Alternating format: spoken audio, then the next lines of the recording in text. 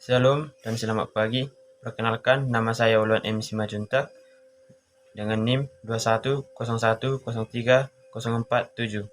Prodi Manajemen Pendidikan Kristen dengan mata kuliah Dasar-dasar Manajemen Pendidikan. Dosen pengampu Nasib Tua Lumbang Gaul MED. Di sini saya akan menjelaskan sektor meso manajemen pendidikan. Sektor manajemen pendidikan. Di sini kita akan mempelajari yaitu pengertian sektor meso manajemen pendidikan dan ruang lingkup sektor meso manajemen pendidikan. Pengertian sektor meso manajemen pendidikan dibagi dua, yaitu yang pertama, kajian meso manajemen pendidikan berada pada level menengah yang fokus pada aktivitas dan pengelolaan pendidikan di perguruan tinggi dan lembaga pendidikan non-formal. Yang kedua, sektor kajian meso manajemen pendidikan dikaitkan dengan pengelolaan sekolah sebagai organisasi, yakni pada lembaga pendidikan lainnya, yaitu kelembagaan pendidikan formal, formal, dan non-formal.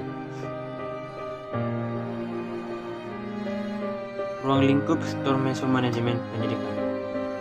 Sektor meso manajemen pendidikan di suatu pendidikan. Yang pertama, pengelolaan pendidikan dasar, pendidikan anak usia dini, dan pendidikan non-formal atau kabupaten kota. 2. Pengelolaan pendidikan menengah dan khusus atau provinsi. 3. Dinas pendidikan kabupaten atau kota. 4. Dinas pendidikan provinsi. 5. Dewan pendidikan.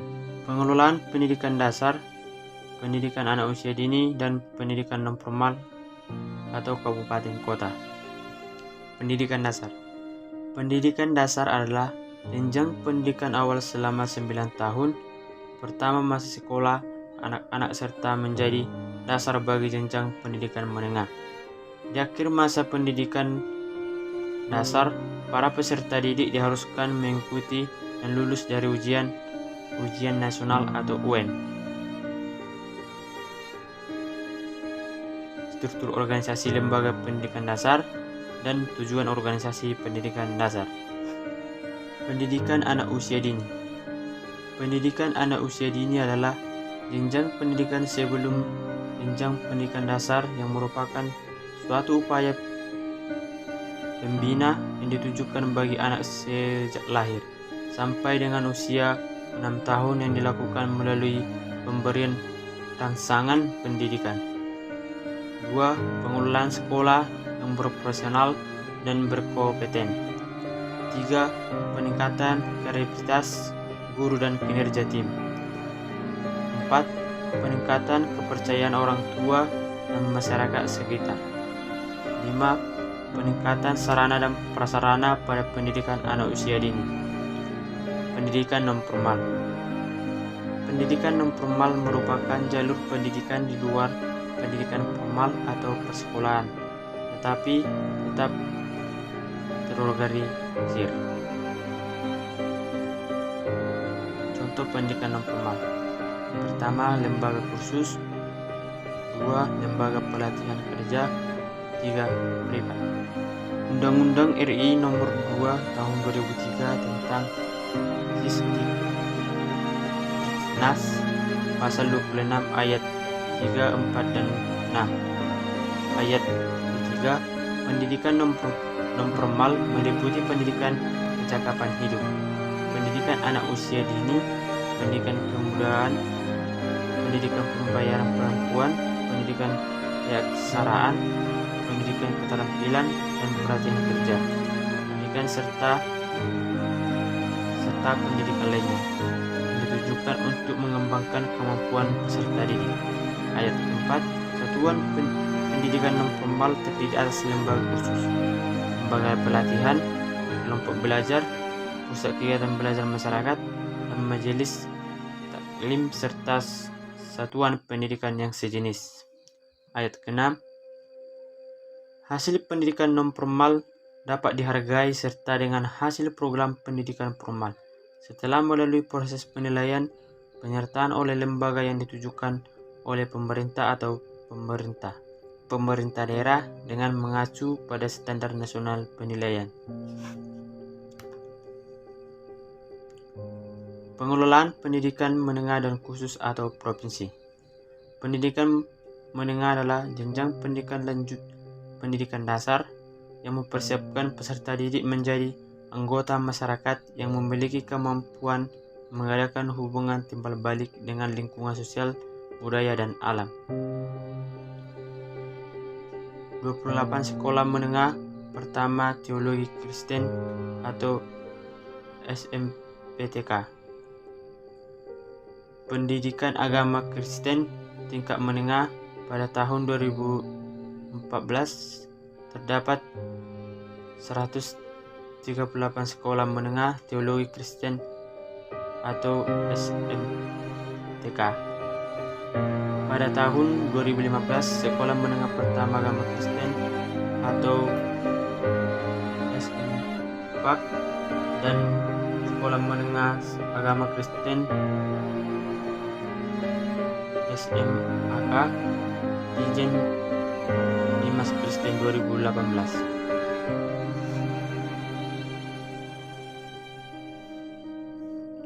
Dinas Pendidikan Kabupaten atau Kota. Kabupaten kota adalah bagian dari daerah provinsi sebagai suatu kesatuan masyarakat hukum yang diberi kewenangan khusus untuk mengatur dan mengurus sendiri urusan pemerintah dan kepentingan masyarakat setempat sesuai dengan peraturan perundang-undangan dalam sistem dan prinsip negara. Kesatuan Republik Indonesia berdasarkan Undang-Undang Dasar Negara Republik Indonesia tahun 1945 yang dipimpin oleh seorang bupati atau wali kota. Urusan pendidikan yang menjadi tanggung jawab pemerintahan kabupaten atau kota yang meliputi A. Manajemen pendidikan, pengelolaan pendidikan dasar, pengelolaan pendidikan anak usia dini dan pendidikan non formal. Kurikulum, penetapan kurikulum, muatan lokal pendidikan dasar, pendidikan anak usia dini, dan pendidikan non formal. Dinas Pendidikan Provinsi, urusan pendidikan yang menjadi tanggung jawab pemerintah provinsi yang meliputi A. Manajemen pendidikan, pengelolaan pendidikan menengah, pengelolaan pendidikan khusus. B. Kurikulum, penetapan kurikulum, muatan lokal pendidikan menengah dan muatan lokal pendidikan khusus. C. Pendidikan dan tenaga kependidikan, pemindahan pendidik dan tenaga kependidikan atas daerah, kabupaten atau kota dalam satu daerah provinsi. D. Perizinan pendidikan, penerbitan izin pendidikan menengah yang diselenggarakan oleh masyarakat, penerbitan izin pendidikan khusus yang diselenggarakan oleh masyarakat. E. Bahasa dan sastra, pembinaan bahasa dan sastra yang penentunya lintas daerah, kabupaten atau kota dalam satu daerah provinsi. Dewan Pendidikan, keberadaan Dewan Pendidikan masih dipertanyakan terkait dengan peningkatan mutu pelayanan pendidikan. Meskipun sudah dibentuk di berbagai provinsi atau kabupaten kota, tampaknya dewan ini masih belum dianggap sebagai mitra bagi berbagai pemangku kepentingan khususnya pemerintahan daerah dalam rangka peningkatan mutu pelayanan pendidikan. Secara umum, Dewan Pendidikan telah berpartisipasi dan memberikan kontribusi dalam upaya meningkatkan mutu pelayanan pendidikan dengan merujuk kepada standar nasional pendidikan. Kendala-kendala yang dihadapi Dewan Pendidikan lebih sebagai akibat belum adanya